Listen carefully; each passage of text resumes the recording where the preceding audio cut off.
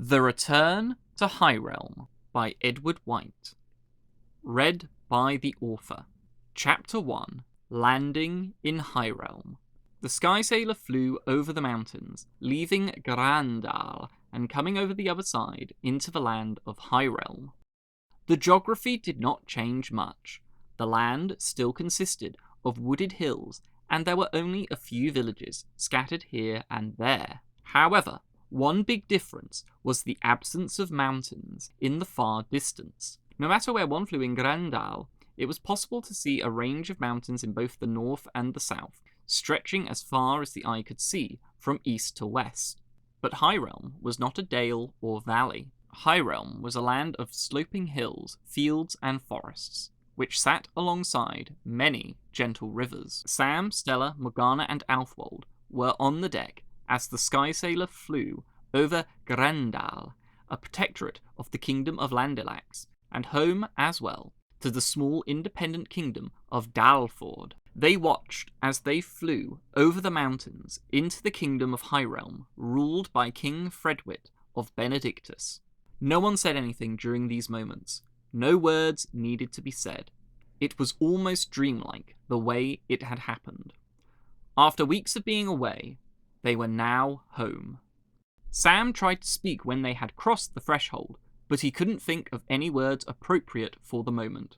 "High Realm, my great kingdom, my beloved land, how I have missed you!" Alfwold exclaimed, his voice high with joy. "Where is homeward from here?" Stella asked. She was referring to Shadow Forest, one of the big forests on the western border of High Realm. It was called Shadow Forest by the people in High Realm on account of the shadow wisps who lived there. Alfwold said, his eyes assessing the geography. "I'm not sure where we are precisely. My best guess would be that Shadow Forest is 100 miles west of here." "Oh," Stella replied, disappointed. "Can we turn the sailor and head that way? I want to see my mum and dad." "We could," said Morgana. "I designed the propeller so we could turn it. However, I don't advise changing our course until we know where we are." "That is a point," said Sam. "We should wait until we recognise where we are. Then we can make a decision as to where to go." "I vote we go to KingEmperorPenguin as soon as we know where we are in the kingdom," Alfwold said. "We need to get to the royal city immediately. I need to meet with my father the king, get this curse broken, kill the witch responsible, feast, celebrate, and make merry, and then you, Stella, and Morgana can go back to your homes laden with gifts and treasures." "But I don't want gifts or treasures," Stella exclaimed. "I just want to go home." "I appreciate that you want to give us gifts and a feast," Sam said, "but I would like to see my parents and neighbours first." Alfwold turned to them frustrated. "I understand how you must feel," he said, "but it is vital that I return to KingEmperorPenguin as soon as possible. Not only is my father likely heartbroken due to my absence, but my disappearance will have almost certainly spread discord through all the ranks. Who knows what state the kingdom is in? It is imperative I return forthwith so as to ease any possible tensions. What's more, I have been a penguin for months now. I long for my real self." Sam wanted to argue with the Crown Prince cursed to be a penguin, but he found Alfwold's points compelling. Although Alfwold had not gone into any detail about what kind of discord might have spread through the kingdom, he could imagine how the disappearance of the Crown Prince might affect High Realm. "I see your argument," Sam said, "but if we pass Shadow Forest or Tollheath on the way, we're stopping the Sky Sailor." Alfwold looked at him and then nodded. "That is only fair. I cannot argue." "What about you, Morgana?" Stella asked suddenly. "Where is your home? Should we stop if we see it?" Morgana turned to Stella. Her eyes were on her friend, but they were also adrift in thought and memory. "I don't want to go home." "What?" Sam, Stella, and Alfwold responded together. "How can you say that?" Stella asked, shocked. "Because where Herbert and I lived was not a real home," Morgana said. "It was an academy for talented orphans, and until I found Herbert, I didn't have any friends. I only had colleagues." Her eyes watered. "I don't want to go back," she said. "I want to stay here with you. I don't want to leave." Stella floated towards Morgana and hugged her. "Don't worry," she said. "You can live with me and my family in the forest. I'm sure Mum and Dad would love to have you." "Live in the forest?" Sam said, incredulous. "Don't be silly, Stella. She'll need a home with a human family." "Do not worry," said Alfwold. Once I meet my father and get this curse broken, I shall find you a home and a family. Also, I do not believe this will be farewell. I think we shall enjoy many meetings in future." Morgana smiled and wiped a tear from her eye. They all knew what Alfwold had said was true. After going through so much together, escaping a labyrinth, overthrowing a tyrant, restoring a kingdom, fighting cyclopses, and defeating an evil wizard, it would not be possible to say a final goodbye and part ways. The bond which had developed between them was lifelong.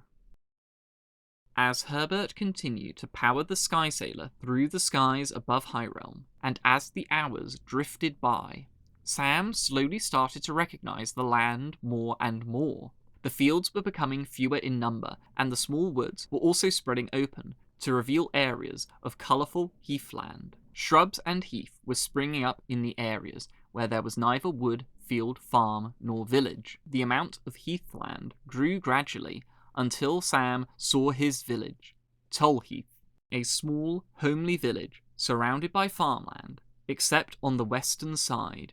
Here, heathwood grew, and, from the Sky Sailor, Sam could see the treeless plains of heath which were nestled and hidden inside the forest. Sam would have recognized his home from anywhere. "Tolheath!" he shouted. "My home!" Everyone dropped what they were doing and came to the front of the Sky Sailor and looked to where Sam was pointing. "We're maybe half a mile away," Sam yelled, excited. "Tolheath. Toll by Heath Wood," said Alfwold, thinking. "I now know where we are. This village is right next to a former toll point, and it has a road which goes to Kyingingham. We're in Applewatershire, and are only a few days' ride away from the borders of Kyinginghamshire." "Morgana, how do we let down the sailor?" Sam asked hurriedly. "We'd have to deflate some gas from the airbag," Morgana said. "Can't the propeller take us to the ground?" Alfwold asked. "In theory, yes," Morgana replied, "but Herbert would have to push the propeller to its limits in order to generate a downward force greater than the upward lifting force from the gas in the airbag. It would be safer and more convenient to release some gas." "To land.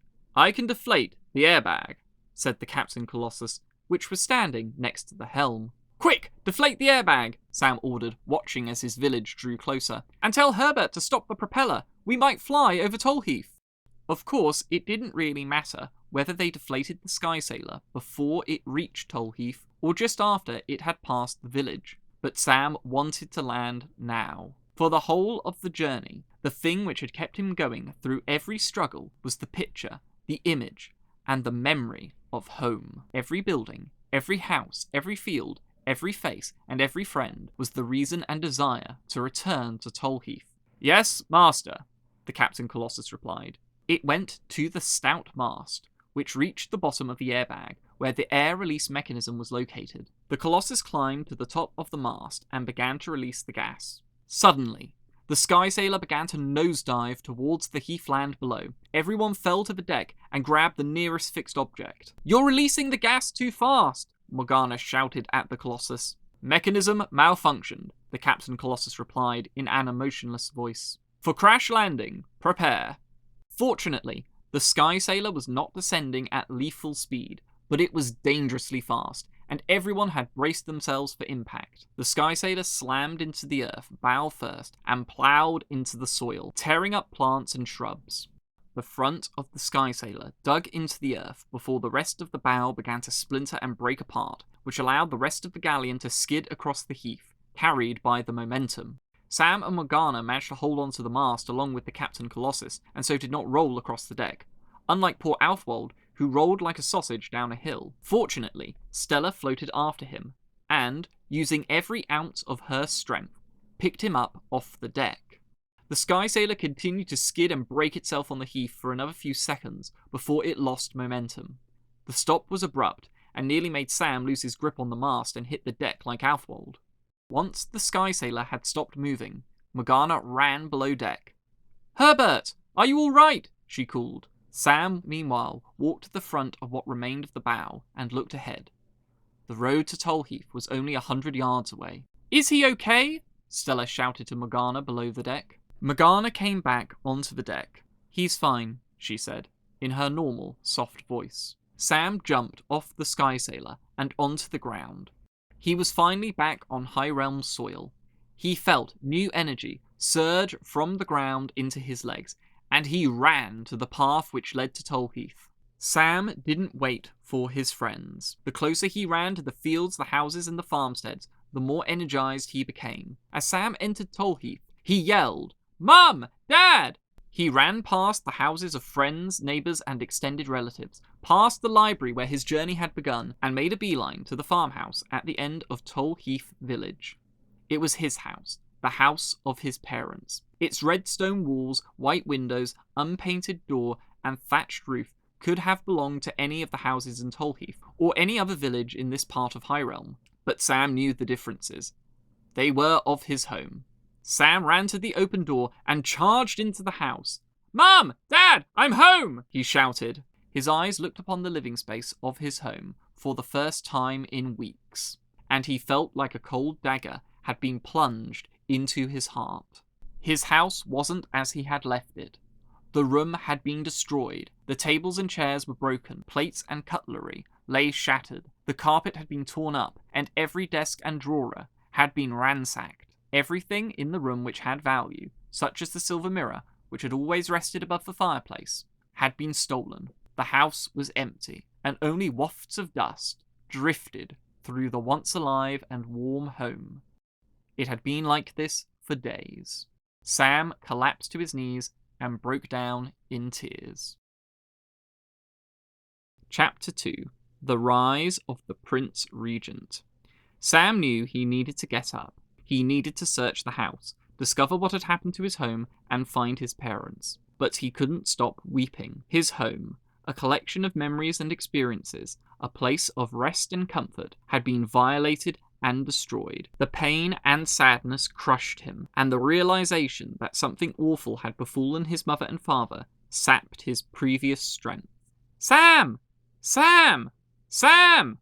It was Stella, Morgana, and Alfwold. Despite everything, Sam wiped his eyes and stood up, his legs shaking, and walked trembling out of the door. Stella, Morgana, Herbert, and Alfwold were walking through the middle of the village. They were looking around in confusion and worry. Sam walked towards them, his feet like lead, his body like a wreck, and his head light. His friends, upon seeing his distress, ran over to him, and they met outside the Redstone Library, which was in the middle of the village. "What's happened?" Stella asked. "Why is no one here?" "They've been taken." Sam could barely speak and was choking on all his words. "My house, it's been robbed, and my parents are gone." Stella floated up to Sam and hugged him gently. Alfwold walked closer, and even Herbert bowed his head in solidarity. But Morgana walked over to a nearby house and looked through a smashed window.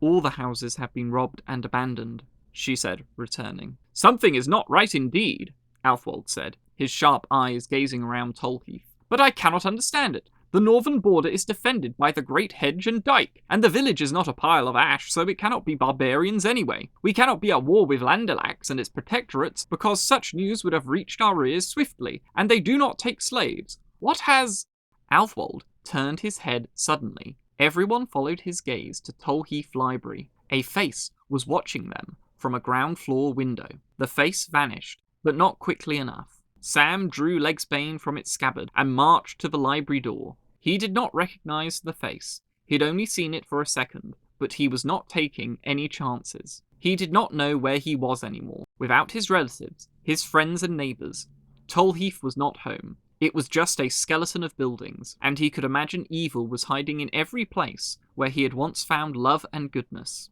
The door of the library was damaged and was barely attached to its hinges. Someone had broken in. Sam kicked it, and the door finally gave up and collapsed onto the bare floor. A dull thud echoed throughout the library. There was a panicked cry and some desperate scuffling sounds from inside the building, and Sam strode forwards, ready for action. "Show yourself!" he barked. He entered the main room and saw that the library had not been spared from the looting. All the shelves were empty. Not a page was in sight, and hiding behind one of these naked shelves was a figure. "I see you! You cannot hide back there! Come out!" Sam shouted. Sam's voice was strong and powerful, and he surprised himself with the authority and confidence he now commanded with his tongue. It occurred to him that the journey home had changed him, and that his friends and family now needed this stronger version of himself. The young woman behind the shelf fell to her knees and then crawled into the open. Sam recognized her immediately, the brown, mousy hair arranged into a plaited ponytail, the round spectacles, and the slim, willowy figure. It was Edith the librarian, and it felt like an age had passed since he had last seen her. Edith did not recognize Sam. In fact, she wouldn't even look at him. She was on her hands and knees, tears falling from her face. "Oh, please," she wept. "I beg you, please, please don't take me away. I didn't do anything, I swear. I was in here the whole time." As Sam eyed her more closely, he could see she was not well. Her hair was unclean and untidy. Her movements were slow, and although she had always been skinny, she seemed bony. Sam sheathed Legsbane and rushed over to her, his heart breaking at the sorry sight of his neighbour. "Edith! Edith!" he cried. He fell to his knees and put both hands on her shoulders to reassure her. "It's me," he said. "It's me, Sam." Edith raised her head slowly and looked into Sam's face, her eyes racked with worry and hurt. The tears in her eyes changed from sadness to joy, and she wrapped her arms around him and wept. "Sam," she cried, "thank the World Maker it is you. I thought you were one of the High Earl's men. But how are you here? Who are these?" She waved a hand at Stella, Morgana, and Alfwold, who had now entered the building. "I saw you disappear. We contacted the former royal wizard, but he said he couldn't do anything." "Calm down," Sam urged. "I'll tell you everything, but I need to know what happened here. Where is everyone? Who is this High Earl? Did he do this?" They... Edith's eyes started to roll into the back of her head. Then she shook herself. "I'm sorry," she said weakly. "I haven't drunk or eaten for days. I've been hiding in here. I dared not leave." "We've got provisions on the Sky Sailor," Alfwold said to Sam. "We should take her back. Herbert can carry her. She won't need to walk." Morgana added. Edith's eyes began to roll again. Why is the funny bird talking?" She then fainted. "I need this curse ended as soon as possible," Alfwold muttered. "I hate that kind of reaction." "At least they don't keep calling you a wraith or a spook," Stella said. Sam picked up the malnourished Edith, brought her outside, and presented her to Herbert. "Herbert, could you please carry her? We need to take her back to the galleon." Herbert nodded. He gently picked Edith up in his arms and placed her on the armchair atop his platform. As Sam started in the direction of the Sky Sailor, he saw a rider in the distance coming over the northernmost hill. He was riding hot and fast down the road and into the other side of Tolheath. Sam gestured for everyone to stop. "Someone's coming," he said, resting his hand upon his sword. "Maybe he knows what's happening around here." So the five waited for the rider to gallop towards them. The rider was soon in the village proper and rode towards them as expected. Despite the road being mostly paved with stone, the black stallion left clouds of dust in its wake. The dust clouds obscured the rider, but he was clearly a man of great stature. He stopped his horse 20 yards from the five and looked down on them. As the dust settled, Sam could make out his features. The man was tall, taller than 6 feet. He had broad shoulders, a strong body, and a hard, clean-shaven face. He was a warrior. A mighty sword hung from his belt, and he was dressed in a simple outfit, a green wool shirt and rough leather vest, with matching trousers tucked into long black leather riding boots. The rider removed a lock of coal-black hair from his wolf-grey eyes and looked upon the five, and his attention fell upon Sam, and this is when they both recognized each other. "Sam?" "Sir Wulf!" Sir Wulf Ironbore was Tolheath's knight. He lived on a humble estate only a mile from the village next to the largest farm in the whole of Tolheath, which was owned by Peter Hoggin. Wulf was not exactly a friend, but he was well respected by everyone in Tolheath as a fair, if not gruff, lower gentleman. Wulf dismounted his horse Galahad and walked towards Sam. "It is you," he said. His voice had not changed since Sam left. It was dark, deep, and crusty. "But 2 swords hang by your side, and you stand differently. You have been gone for weeks. Where have you been?" "Later," Sam said. "What's happened here?" Wulf looked around the village. "Dark things," he said. "I rode here as quickly as I could when I heard the news today. I was seeing to matters far from here, under the orders of my lord." "Edith is here," said Sam.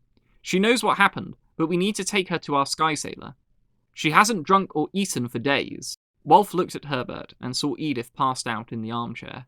Glad to see someone escaped, Wolf said. Sam, when did you come to own a Sky Sailor and a Colossus? Sam doesn't own Herbert, Morgana said firmly. No one owns him. He is his own person. Herbert nodded. Wolf looked slowly from Morgana to Herbert, then back to Morgana again. Whatever, he grunted. Take me to the Sky Sailor. Who is the girl and Wisp? Finally! Stella exclaimed happily. Someone who doesn't immediately think I'm a wraith. Oh, I'm Stella, by the way. I am called Morgana. I'll share my identity later, Alfold said. There are things I need to learn first. Wolf, whose face had been grim, looked at the penguin with wide eyes. It speaks! He exclaimed. I'll explain later, said Sam. We need to get Edith food and water. Sam led the others to the Sky Sailor, and Wolf walked beside him, leading Galahad by the mouth, and giving the horse a break from riding. They soon reached the wrecked galleon, and were entering its lowest deck via a massive opening in the hull, which had been caused by the crash. The Captain Colossus was outside on guard with its great sword. Masters, it said, for a port. Should I look? No need yet, said Alfold. Just stay on guard and inform us if you see anyone. The Captain Colossus nodded and maintained its stance. Planks of wood, debris, shattered glass, and alchemy compounds and equipment were scattered everywhere on the ground inside, so everyone decided to sit outside the Sky Sailor once they had gathered what they needed. Herbert handed Edith to Wolf, who carried her to what remained of a shattered crate, and sat her down. Sam and Stella rummaged through the scattered food supplies and brought thick bread, goat's cheese, ham, and water to the delirious Edith. All the food on the Sky Sailor was a gift from Badal Fordingas and King Hrothgar, and it was hearty and wholesome. Once Edith had drunk several bottles of pure Grandal water, she tucked into the bread, cheese, and ham with a ravenous energy. She stuffed her face without manners or words, and Wolf had to stop her. Steady, he said, putting a big heavy hand on her shoulder. Eat slowly. You will make yourself sick. Edith nodded, but she still ate at a fast pace. Since she was eating, everyone decided to grab some food, and Morgana placed a teapot inside a port in Herbert's levitation generator to brew some tea. No one said anything during the meal, but instead ate in a suspenseful silence. The only topic they were interested in was what had happened to the people of Tolheath, and what had been happening in High Realm. Finally, Edith, her stomach full and her throat watered, after 3 long days, looked like she was ready to speak. Edith, Sam asked. Despite his efforts, he could not keep his voice steady. I need to know. Where are my parents? What happened to Tolheath? The High Elves men. They took everyone, Edith said slowly. I was in the library when they came, reading a new book which had come in. Which High Earl? Wolf asked. What was his name? It was Robert Greenfield, the new High Earl of Wheathamptonshire. 5 days ago, a herald from Wheathampton, who said his lord was Robert Greenfield, rode to Peter Hoggins' farm and told him that the Prince Regent had ordered the requisition of all his pigs and all his cattle for the feasts in KingEmperorPenguin. Well, Peter, as you know, can be stubborn, and he said he'd only give his livestock to KingEmperorPenguin if he was going to be paid a fair price for them, and told the herald that Robert Greenfield was getting too big for his boots, as this wasn't Wheathamptonshire, and our lord was Eric Bromley. The herald told him that he would pay for his insolence, and rode off. Peter wasn't worried. He went to the Badger that night, and told everyone the story, and bought drinks for his entire household as he was in good spirits. Edith paused and chugged the cup of tea which Morgana had given her. I don't know what this is, but it is very good. Focus, Wolf said. Edith shuddered. The next day, I was reading The Romance of the Milkmaid in the library, when I heard shouting, crying, and horses galloping. Just the most horrible commotions. I looked through the library window, and I saw men with clubs, ropes, and nets attacking and seizing everyone in the village. Others were running into the houses and grabbing every valuable in sight and placing them in their big wagons and carriages. With these men, there were... Edith's face went white, and her eyes started gazing back into another terrifying time and place.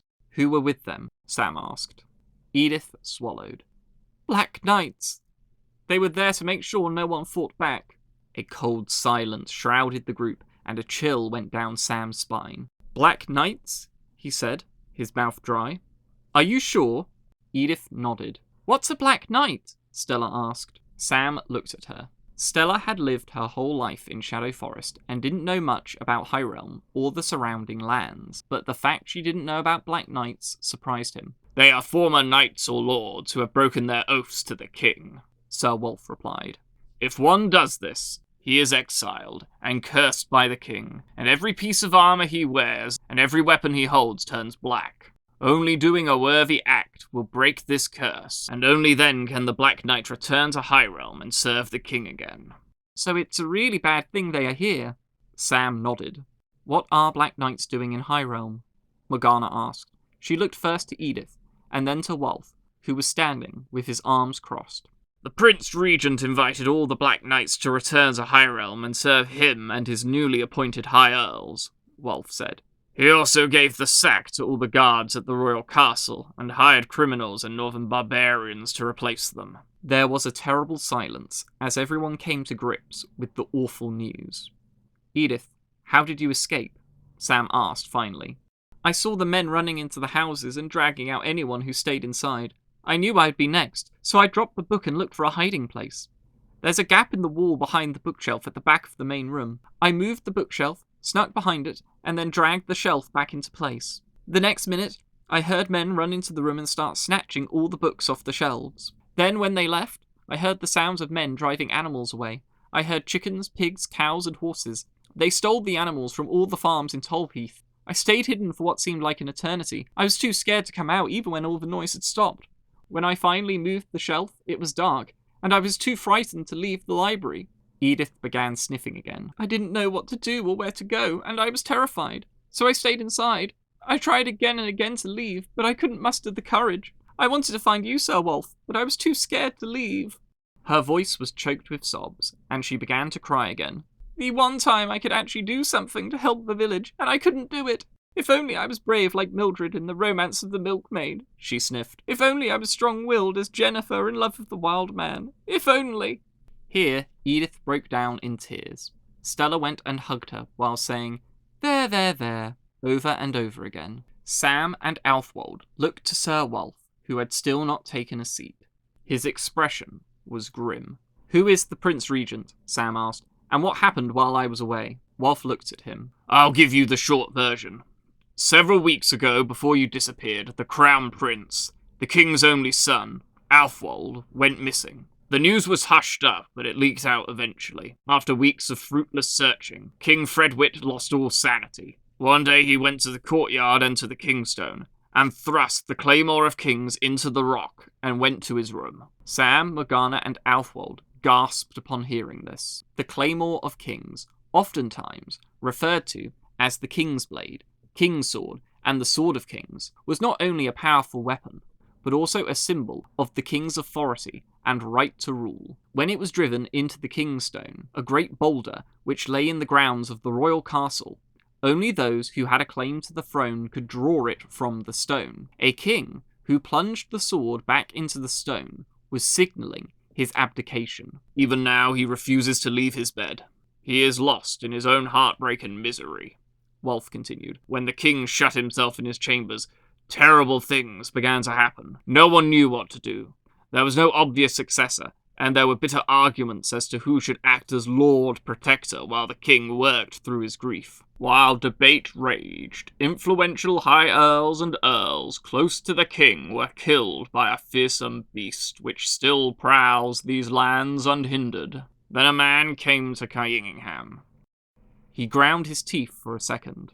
A merchant, a man who made his fortune trading various wares to different towns, nations, and tribes, came to the castle.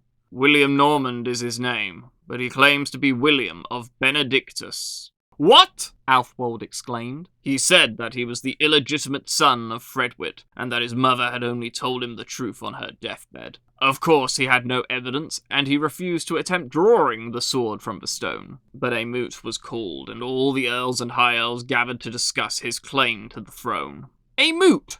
Alfwold cried. A moot? Is this jest? Why call a moot when his legitimacy could be tested by simply asking him to draw the claymore from the Kingstone? What madness has gripped the kingdom? No madness, Wolf replied. Only politics and manipulation.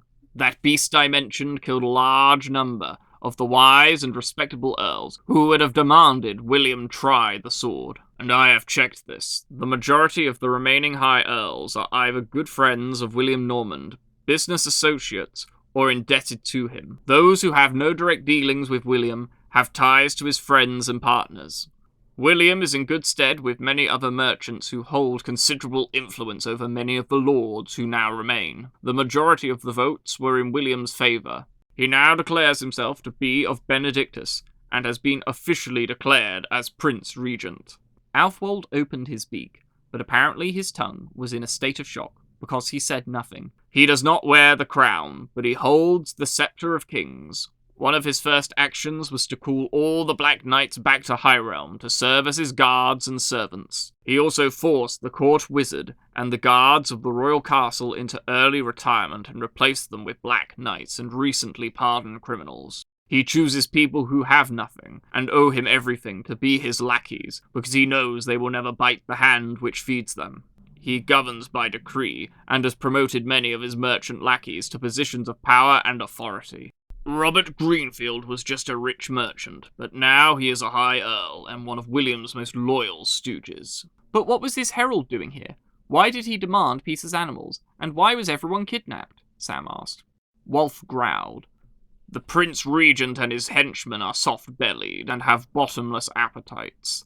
Thrice every week, the Prince Regent holds a feast, and his feasts are never modest. They are full banquets with no expense spared. Except expense is spared, because the Regent doesn't pay for his feasting. No, he orders his Black Knights to requisition all the food and drink he desires from the farmers and traders who live close to Kingham. Anyone who resists is thrown into jail, and no one has been released so far. Tolheath isn't the first village to be completely imprisoned. Egerton's farmers refused to give the Regent bread for no payment, and the whole region stood in defiance. The Black Knights were sent in, and the whole village is now imprisoned in one of the many new jails which have been erected in the kingdom. As to why Robert Greenfield was requisitioning from our shire rather than his earldom, I would guess he just wants to humiliate our own earl, Eric Bromley. Venom dripped from Wolf's words as he finished this last sentence, and his smouldering anger burst like a flame for a split second.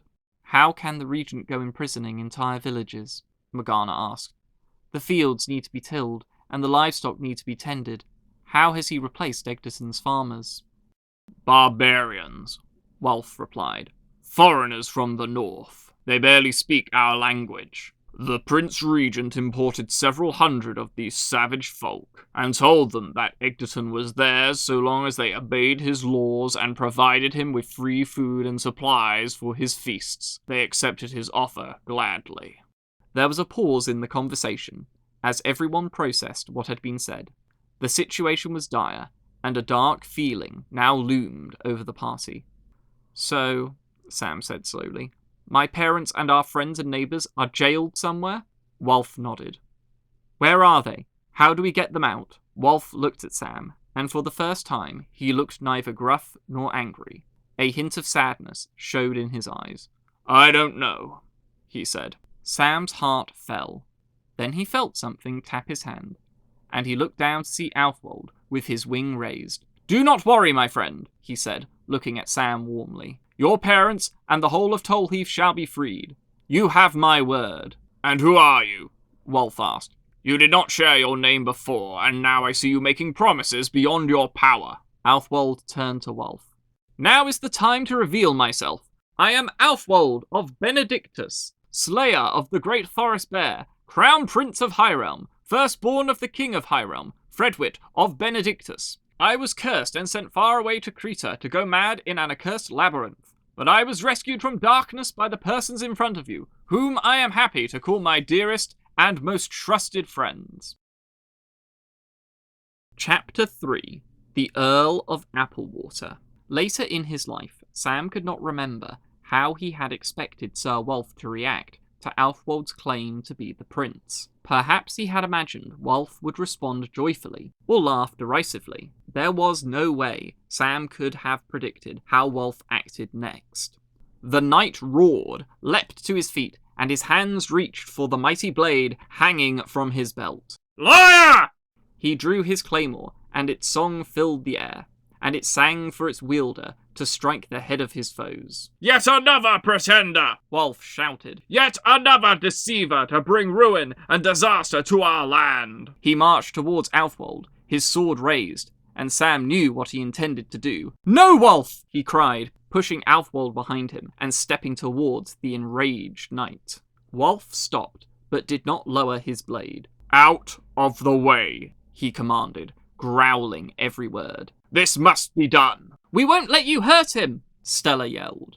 Stella was sparkling with lightning, and Morgana had taken out her small crossbow and was pointing it at Wulf. Herbert had also moved beside Sam, in front of Alfwold, blocking the knight's path to the penguin. "None of you can stop me," Wulf said, his voice low. "Step aside." "Sir, he's telling the truth," Sam cried. "He is the prince. He has been cursed to be this bird." Wulf's eyes were still fierce and burning with fury, but there was a subtle change in the air as his body loosened and he sheathed his sword. Everyone breathed a collective sigh of relief. "Because I know who you are, I shall at least listen to what you have to say. Why do you say he is the prince?" Then Sam told Wulf and Edith the whole story. How he was teleported to the Labyrinth, how he met Stella, Morgana, Herbert, and Alfwold. The penguin then detailed how he ended up in Creta, and Sam, with some help from Stella and Morgana, continued the rest of the tale, ending with their journey over the mountains of Grandal. Both Edith and Wulf listened in silence. The librarian was fascinated by their adventures, and her eyes grew wider and wider as she listened. But the Knight of Tolheath remained stoic. When the story was finally finished, Wulf examined the penguin coldly and looked at Sam, his gaze no less stern. "So you have no proof that he is the crown prince?" Wulf said. "Just his word and your trust in it." "He has shown great courage and skill in battle despite his form," Sam said. "Who else but a knight, an earl, or prince could do either? During all the time we've travelled together, I've never observed him telling a lie," Morgana added. "Because of this, I have no reason to distrust his claim that he is the prince." Herbert made a soft clunking sound. Oh, and Herbert thinks he is telling the truth as well.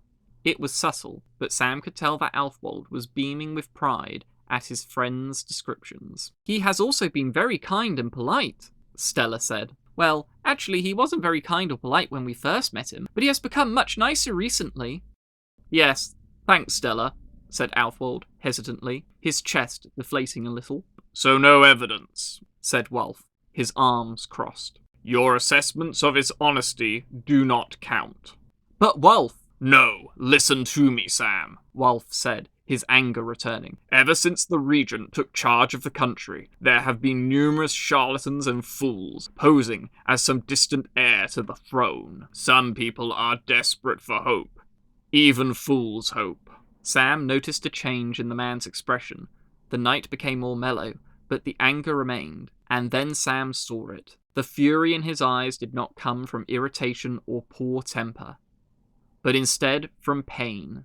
The pain of seeing tragic events and being helpless to stop them.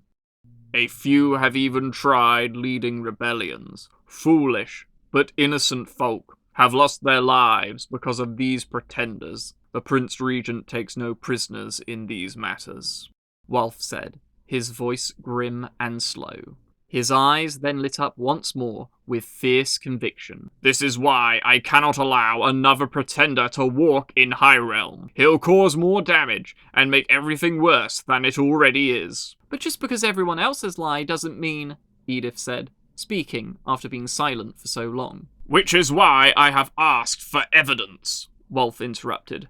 "And I have been shown nothing." "What would it take to persuade you that I am telling the truth?" Alfwold asked. Wulf looked at Alfwold, his face unreadable. "There's nothing you could do." He paused. Sam furrowed his eyebrows. "You're thinking of something," he said. "What is it?" There's one person who could tell us whether you are telling the truth. But taking you to him would be a great risk for everyone, and besides, I know the outcome." "Who is this man?" Stella asked. "Is he near?" I can reveal none of these things here, said Wulf. And I do not see the point. This bird is another pretender. It would be a waste of time. How can you speak like that? Sam said, taking a step forwards. It was his turn to get angry. The Prince Regent is a tyrant.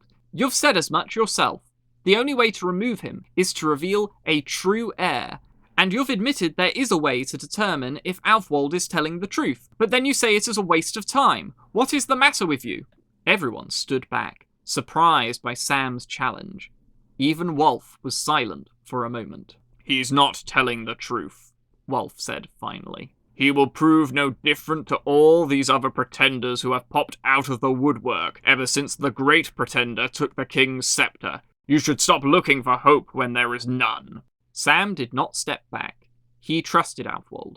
He knew that the Penguin was the Prince of Highrealm and would argue his claim anywhere and to anyone. Wulf saw the defiance on Sam's face and made an irritated growl. I can see you will not let this go, he said. We shall go to my friend, but I warn you now, that bird is just another pretender, but with a different coat of paint. And when it is confirmed that his story is a fiction, I shall be there to deliver punishment fit for the crime. Wulf told them it was not safe to remain where they were, and that they needed to leave soon. They took everything they could from the galleon, the surviving pieces of Morgana's alchemy set, and the 3 chests full of gold were placed on Herbert's platform for him to carry. They would have taken the 2 brass cannons and some of the pikes and sabres as well, but not only was there no room left on Herbert's platform, he was already being pushed to his limits by the rest of the baggage. Before they set off properly, Wulf rode to his house on Galahad to retrieve his armour and see if his home had been looted. When he returned, a large knapsack was strapped to his back, and 2 big saddlebags were hanging on Galahad. Sam could see the armour pieces in the bags. They robbed Peter's farm, Wulf said, but left my house untouched. I don't know why, but it is a small bit of good luck. Edith shared the possibility that the looters and Black Knights had left his house alone because of his reputation. Some years ago, Wulf had fought in a campaign repelling a northern barbarian intrusion, and word had it he was a fearsome warrior. Wulf merely grunted at Edith's suggestion. The Captain Colossus was told to stay behind and guard the Sky Sailor, before Wulf mounted Galahad and everyone else climbed aboard Herbert's platform. Then the party set off at a leisurely pace up the dirt road, following the knight's lead. "Where are we going?" Sam asked. "To Applewater," Wulf said in response. "And to my lord. Our Earl remains true, and is no friend of the Prince Regent or Robert Greenfield. He wouldn't have allowed Greenfield to do what he has done." Sam hadn't met the Earl of Applewater, but he had heard of him, and everyone in Tolheath knew of him and his home. Applewater was the name of a large village, its surrounding land, and of a river, which both were named after. The river was ringed by fertile farmland, but it was most famous for its apple trees, which grew next to the water in great numbers and produced an abundance of fine apples. Most of these were used in the creation of cider, and Applewater cider was the finest in Highrealm. The Earl was in charge of the earldom which encompassed this land, as well as Tolheath. "Is he—" Sam began. "No," Wulf replied, guessing Sam's query. "Our discerning friend is far from here, but we will need to speak to Eric to plan the journey. For the moment, we shouldn't discuss any of these things. Private conversation is not so private in Highrealm now." Wulf said they would reach Applewater after nightfall. For the first hour of travel, everyone remained in a serious silence, eyes open for any possible spies of the Prince Regent. However, there was no one suspicious hiding in the fields, hedges, or bushes, and they didn't meet anyone on the road. After a while, conversations about unrelated topics began, and everyone relaxed a little. Sam and Alfwold talked about the countryside. Edith began pestering Wulf about his favourite books, and he tried to give only single-word responses. Everyone in Tolheath knew that Edith had a crush on Wulf, but if the dark and brooding knight knew anything of her affections, he pretended not to notice them. Meanwhile, Stella would float on and off Herbert's back to pick nearby flowers. Stella's herb lore was good, excellent in fact, but occasionally she would ask Morgana for the name of one flower or another. Campanula rotonfolia, Morgana said when Stella showed one flower from a large bundle in her arms. Harebell. Harebell? Stella mused, looking at the blue flower. It's pretty, but I have been all over Homeward and never seen it. It's not native to High Realm, Morgana said. It comes from the Northlands where the barbarians live. It is not normally seen this far south in the country. Oh, Stella replied with interest. Can I put some of these harebells in your hair, Morgana? I am running out of room to hold all these flowers. Morgana sighed, but everyone knew she was only feigning annoyance. If you want. The journey took them up and over many hills and past numerous fields high with corn or populated by grazing animals. As twilight drew near, the party reached the top of a wooded hill. Low grasses grew between the tall trees, and a brook could be heard. As they continued to follow the path, some of the ground formed into a natural ditch, with trees flanking it on either side. In this trench, a shallow stream was flowing. Sam's eyes followed the stream and saw that it started from a small knoll, which was dominated by a large ash tree. The water was coming from a hole in the side of the hill. That stream is one of the starting tributaries of the Applewater River, Alfwold said. We are not far, Wolf stated. As they left the wood and went down the hill on the other side, the country opened up, and the landscape was smooth rolling hills, high with corn for miles around. In the distance, the land levelled next to a turning point in a gentle river.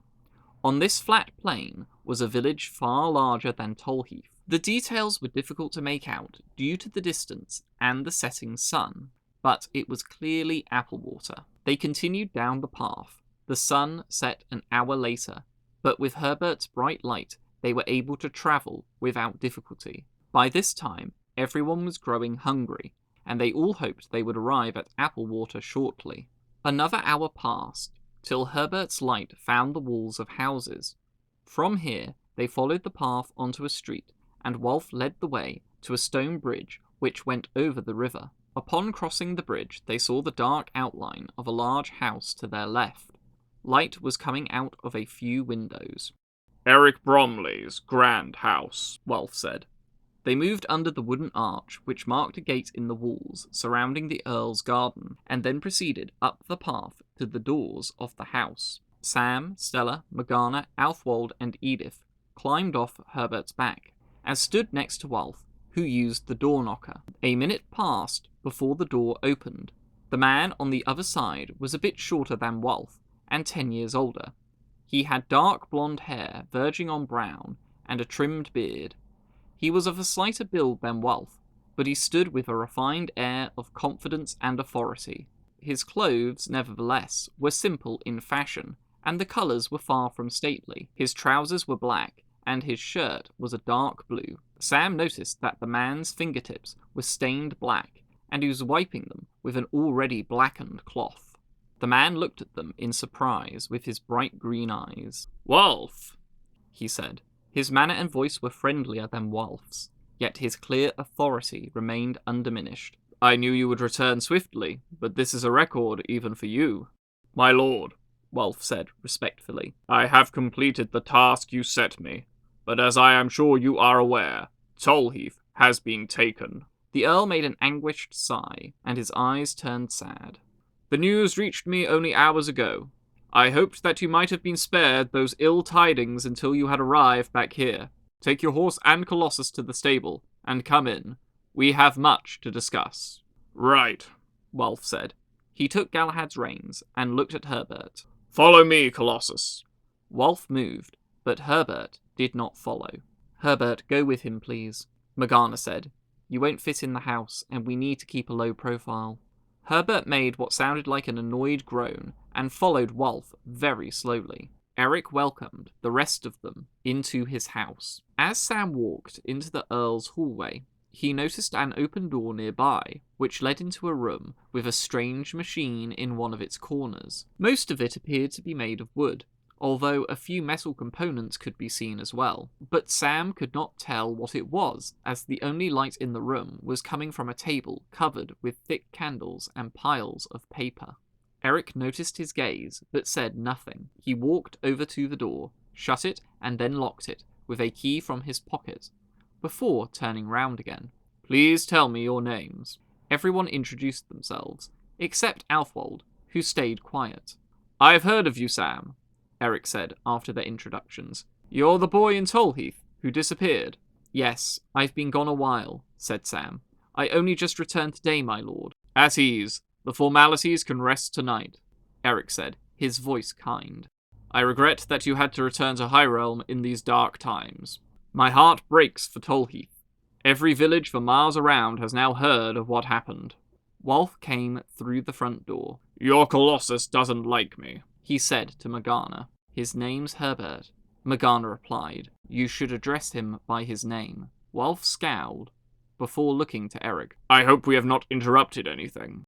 "No, my friend," said Eric, closing the main doors. "The servants have gone to their homes for the night. I have some food left over from supper.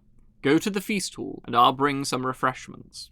Eric walked to another part of his house, while Wolf led the group up the corridor to the dining hall.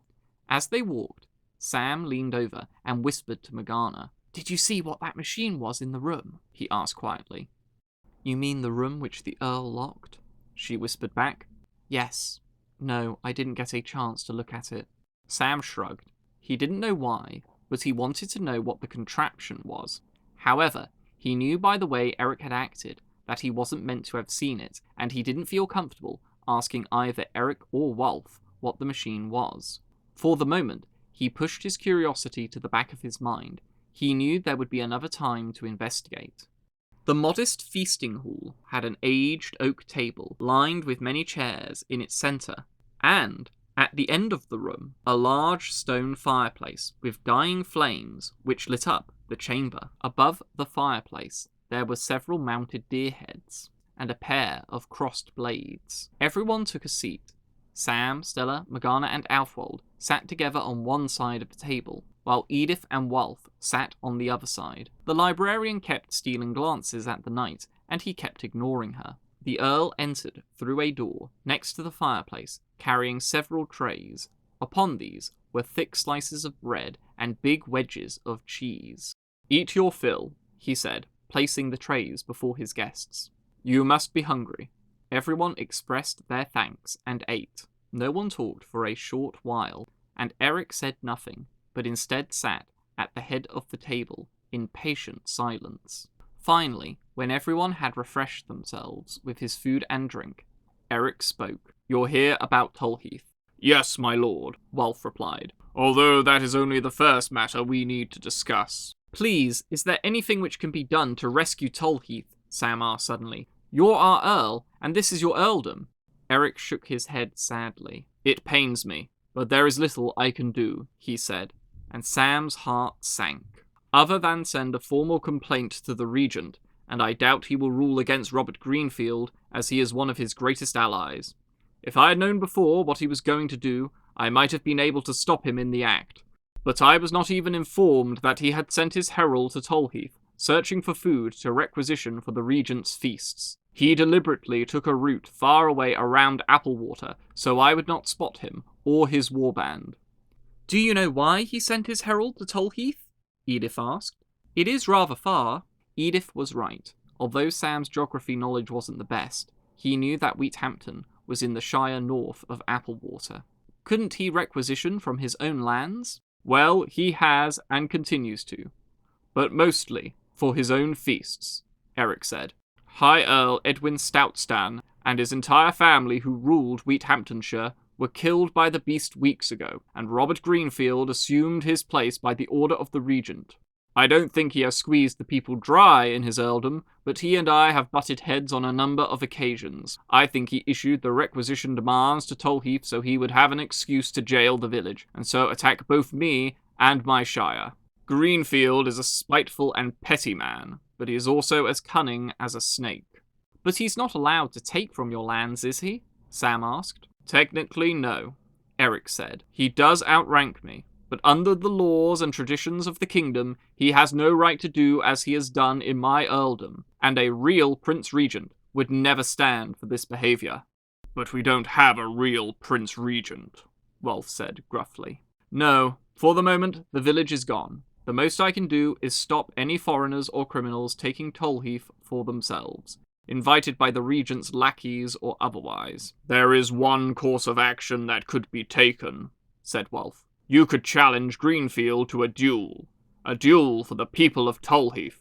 Eric rested his head on his chin, and he stared into the dying fireplace, his eyes deep in thought. "You are right, it would stand," he said, finally.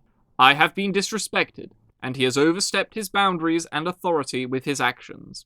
However, Greenfield is a merchant, and cares nothing for the chivalry found between knights and lords. He would refuse my challenge outright." "He is a coward," Wolf agreed. "His hands are more acquainted with the coin than the sword. However, he is no idiot. Not so many of the earls have been replaced with dishonourable wretches that he could refuse such a duel without disgrace. I reckon he would select a champion to fight in his stead, and in that case, you too would have the right to choose your own champion for the duel." "What you say is true," Eric replied. "My lord, if you challenge, and this happens," Wolf said, "I beseech you to select me as your champion. I shall not fail." These last words were delivered with a fierce but tempered passion, and Sam knew that the knight would not be refused, not even by his own lord. "Oh, Sir Wolf, you are so brave!" Edith cried in admiration, her hand on her chest. Wolf pretended not to hear her. "This is a subject for tomorrow," Eric said. "I shall prepare a challenge which I'll give to my herald. But there was another matter you mentioned." "We came here to tell you that Ælfwold has returned," Stella said excitedly. "He's with us now." Eric snapped around to look at the Shadow-Wisp, his face a mixture of bewilderment and shock. "It is true," Ælfwold said, opening his beak for the first time. "I have returned." The Earl looked at the penguin and froze. "Is this a cruel jest?" he asked, slowly.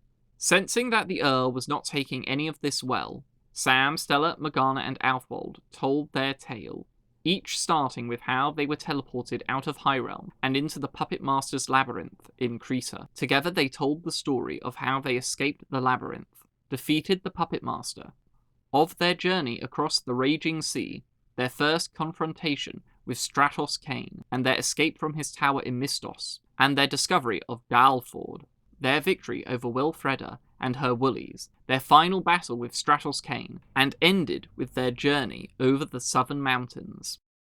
"Your knight Sir Wolf has withheld certain data," Morgana said as they finished the story, "but he has told us that you know someone who can ascertain whether Ælfwold is telling the truth about his identity." The Earl had been listening intently to their tale, leaning forwards in his chair, his chin on his hand, as he took in all the details and considered them in his mind. "I know to whom you are referring," he said. Not moving his head, Eric looked to Sir Wolf. "Do you trust Sam?" he asked. "I don't know any of these four, but he is from your village." Wolf sighed. "I think the bird is lying," he said. "I do believe that Sam thinks the penguin is the prince in a cursed form. I said I'd take him to you-know-who to get the matter settled. They refuse to drop this." Eric nodded, before taking his hand off his chin and leaning backwards in his chair. "All this talk can stop for now," he said. "Wolf and I shall have to speak privately about this. In the meanwhile, we should all retire for the night. Everyone has had a long journey. Tomorrow we shall return to these matters." With this, the meeting ended, and Eric led everyone to the guest rooms.